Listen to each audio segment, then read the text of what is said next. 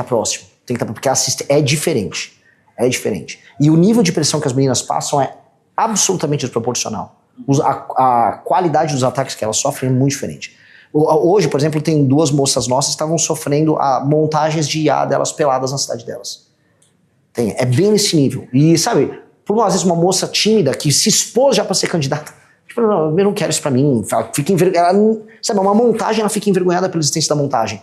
Então, é difícil. Difícil. O que a gente tem, entretanto, é uma estrutura de autodefesa muito boa. Funcionou com a Amanda e vai funcionar coisa mais. A gente evitou agora, nessa última semana, que derrubassem a Luana, que era a nossa vereadora em Chapada Gaúcha, em Minas Gerais. E foi um caso basicamente assim. Ela tinha feito um projeto... Ela é vereadora já eleita. Já eleita. Ela era uma vereadora eleita. Ela tinha protocolado um projeto que proibia homens que tinham sido condenados por assédio ou violência contra a mulher de obter cargos públicos. Aí um cara que tinha sido condenado por isso na Câmara organizou uma campanha de cassação dela e de uma outra vereadora. E o presidente da Câmara aceitou. Falou, não, vamos botar pra andar. E aí a gente teve que fazer uma campanha nacional para evitar, porque se ela não fosse parte do MBL, ela teria sido derrubada.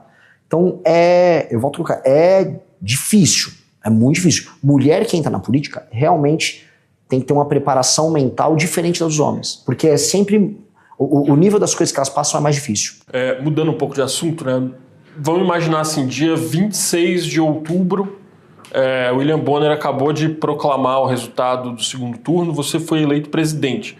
O que você faria nas primeiras horas? Assim, depois das festas, das libações, quais seriam as primeiras medidas de um eventual governo seu?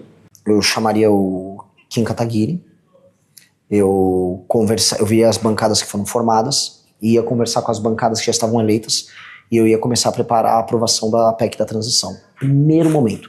Porque eu preciso começar o meu governo com a questão fiscal endereçada. E eu preciso começar a passar isso na transição. Eu ia fazer tudo o que fosse possível e necessário para que a atual legislatura aprovasse a PEC da transição, que para mim inclui a PEC fiscal nossa, que já está inclusive protocolada pelo Kim, e, no mínimo, os fundamentos no Congresso Nacional para andar com a nossa ação contra o crime organizado. Por quê? Porque eu preciso começar a rodar o Brasil retomando territórios enquanto presidente da República, junto com as forças policiais e com os governadores, e paralelamente eu preciso criar um clima favorável para a entrada de recursos de dólares no Brasil, entendendo que a curva dívida-PIB, né, a relação dívida-PIB vai estar estancada no longo prazo, portanto a PEC. Mas você não vai pegar ela estancada no começo, né? Não, mas as pessoas trabalham com expectativas futuras. Então o mercado vai ver, bom, se eles passaram uma PEC que em 10 anos economiza 3,3 trilhões, então, os títulos brasileiros eles vão ser pagos nos próximos anos, portanto a curva dos juros ela vai poder cair. Então a expectativa vai gerar uma queda nos juros, e isso tem que ser equilibrado com uma luta para não virar inflação rápido, né? Porque haveria um aumento do consumo. Mas de qualquer forma, em ambos os casos, já seria um clima positivo sobre a economia brasileira. Eu preciso ter essa calmaria para poder andar com o que precisa. Então eu não perderia um minuto. Até porque eu não costumo muito comemorar as coisas. Quando a gente montou um partido, eu fiz um vídeo lá e, ok, tenho que trabalhar. Eu sou meio hipercentrado. Na verdade, André, se assim, ganhou, eu acho que eu não comemoraria, eu ficaria apenas resoluto, assim, o plano é muito bom, mas eu ficaria tenso, igual eu tô. Eu tô assim, nossa, eu tô subindo nas pesquisas, eu acho que eu posso ganhar.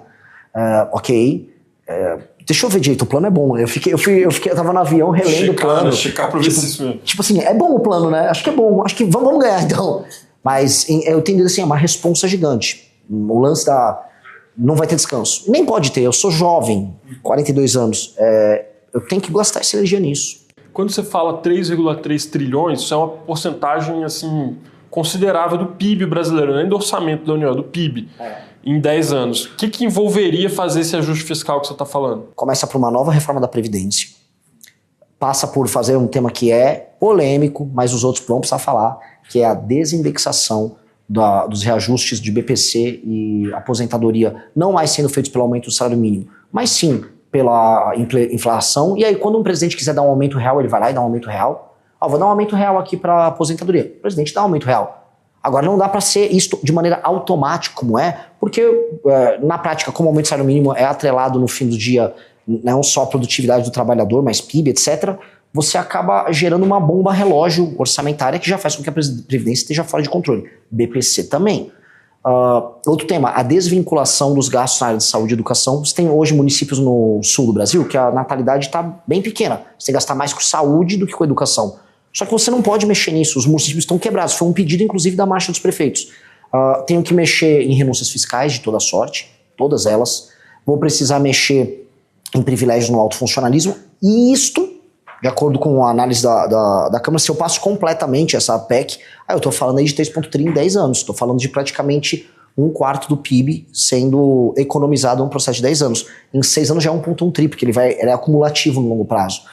Então, essa seria uma reforma que resolveria o fiscal no Brasil, não digo para sempre, né? Para sempre é uma coisa muito longa, mas para os próximos 20, 30 anos, o Brasil passa a ser um país sério do ponto de vista fiscal. E como a gente está indo agora pro precipício, nada melhor do que um precipício para assustar e fazer você pular. Então, seriam essas medidas. Entendi. Teria algum órgão público que você extinguiria?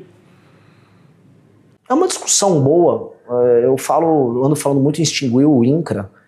Só que a gente está com uma proposta até melhor, que é o seguinte: eu não tenho nada contra a reforma agrária. Até porque a pequena propriedade, quando trabalha com cooperativa, é super competitiva. Agora, se você vai pegar os graus de produtividade e a renda per capita, vamos colocar aqui, dos assentados, é baixíssima.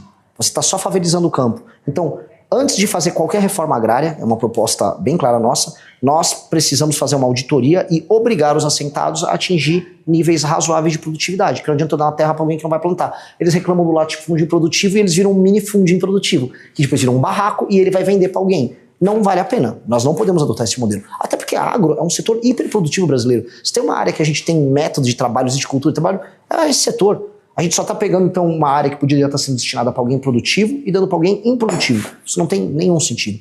Mas INCRA é um exemplo, um órgão que não está sendo benéfico para o Brasil de nenhuma maneira. Antigamente, Renan, nas suas lives e tal, você falava mais sobre uma nova constituinte. Você tem um tempo que eu notei que você parou de falar, né, um pouco sobre isso. Você desistiu de fazer uma constituinte? Você acha que é válido ainda essa ideia? O que você pensa sobre isso? Um jornalista atento é sempre um perigo, porque eu realmente diminuí mesmo a fala disso, porque não dá para fazer isso no primeiro mandato. Realmente, assim, se eu quiser fazer o que eu estou propondo aqui, eu não vou conseguir fazer uma constituinte junto. Então eu preciso fazer no segundo mandato. Eu preciso fazer um conjunto de reformas que apontem uma direção e as pessoas entendam assim, a direção é boa. Aí eu vou falar, quer agora ir realmente para essa direção? Então vamos mudar a Constituição. É basicamente acumular força política. Não vai dar para fazer tudo ao mesmo tempo. Então eu estou tirando um pouco o pé, não da tese, porque a tese eu defendo publicamente, precisa, mas eu não posso entregar isso no meu primeiro mandato. Você, nessas suas viagens agora na pré-campanha, você foi para o Maranhão, você foi para a favela do Coroadinho, e lá você se espantou muito com um cadáver de cachorro, né? Que você viu lá no lixão, né, eu acho, na rua. E o que você aprendeu, você diria que você aprendeu nessas viagens suas, Renan, pelo Brasil? Duas coisas. A primeira é que a classe política brasileira, como o sistema federativo brasileiro, ele concentra poder nas regiões mais improdutivas, a classe política ela é hiperrepresentada por políticos que acham normal um lugar como Coroadinho. Isso faz com que a administração pública como um todo e o foco do Estado não atenda, por exemplo, as necessidades de pessoas que estão vivendo em lugares com IDH melhor. Então, às vezes você pergunta assim, por que ninguém fala de desvalorização no Brasil? Porque se eu pegar um político do Maranhão ou do Piauí, ele nem sequer vê isso como um problema. Não está no sistema de valores dele a ideia de que esgoto a céu aberto é um problema. Ele fala, mas pera, sempre tem esgoto a céu aberto. Na cabeça de um político do Amapá, como é o Alcolumbre, que é presidente do Senado, a ideia de que você tem crime organizado e isso é um problema, ele fala, mas sempre tem crime organizado. E isso é muito problemático. Quando você roda nas regiões administradas pelo que há de pior na política brasileira, você percebe que do eleitor, da pessoa comum ao político, há uma aceitação total e completa do absurdo. E numa federação em que quem manda, infelizmente, é o mais improdutivo, isso se torna a regra para todos. E aí isso tem um efeito em que o Brasil não se torna mais São Paulo, não se torna mais Paraná, ele se torna mais Maranhão. E isso definitivamente não é bom nem para o Maranhão, nem para São Paulo. Então, aquilo me deu a urgência. Cara, o inimigo é o Centrão. O inimigo é o Centrão, é o sistema de incentivos, e fez a gente ter essa equação que eu chamo de lei de responsabilidade gerencial, que é mudar a forma como a política é feita no Brasil, que me fez hoje nessa marcha dos prefeitos e ter talvez uma das coisas mais difíceis, que é eu explicar isso para os prefeitos. E como é que eles reagiram? Muito melhor do que eu imaginava. Eu falei em extinção de municípios, eu falei em punir prefeitos que não atingem indicadores de desempenho, mas eu apresentei o outro lado, em como eu vou beneficiar os que forem bons prefeitos. E houve uma receptividade muito boa, porque eu falei, vocês serão protagonistas pro bem e pro mal. Até dei o exemplo do Peter Parker, né, com grandes poderes vem grandes responsabilidades. Então não é só que eu vou dar o poder para vocês, eu vou também lascar vocês se não trabalharem. E foi muito bom. Foi surpreendentemente bom. Eu estou surpreso até agora. Mas eu acho que é isso. Se eu não alterar essa dinâmica, não há como resolver a equação Brasil. O Brasil é um problema que, se você não trata nesses termos, ele não resolve. Você acha que o Pacto Federativo Brasileiro tem solução? Tem, solução tem. A dificuldade Por onde passaria essa solução? A solução passa em concentrar o poder no poder executivo e as pessoas nos lugares mal administrados perceberem que elas têm um problema. Como eu te falei, que é um problema de imaginação e perspectiva. Por exemplo, a pessoa que mora na favela do Coradinho entender que não é legal ter um lixão a céu aberto no meio da rua